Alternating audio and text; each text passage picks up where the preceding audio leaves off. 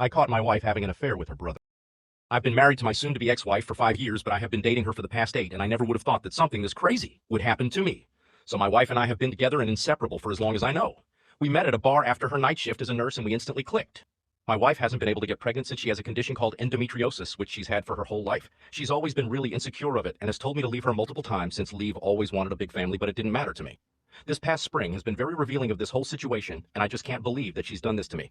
My wife has a brother, and me and him both got along pretty well and bonded over our love for fishing and hunting. He had his own wife and kids, and I just don't understand why he had to ruin mine.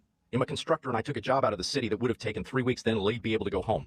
My wife was fine with it, and even though she'd usually come with me for V-long trips, she wanted to stay home and take care of the dogs, which seems pretty normal. I left for MVIO, but about 2 days into MV trip, I had realized that I forgot my meds and I had to go back, which was all right and wouldn't disturb any of the work. I didn't tell my wife that I was coming back because I wanted to surprise her.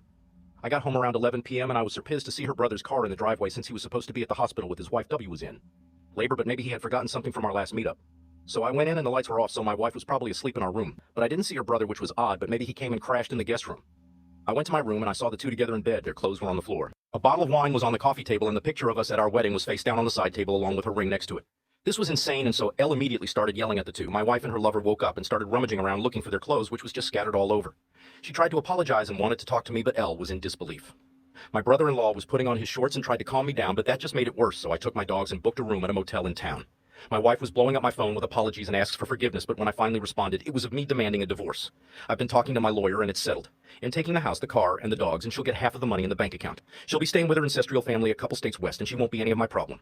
I don't know when we'll start dating again or if I ever will because of my brand new trust issues from that previous event, but I'll go where the future takes me.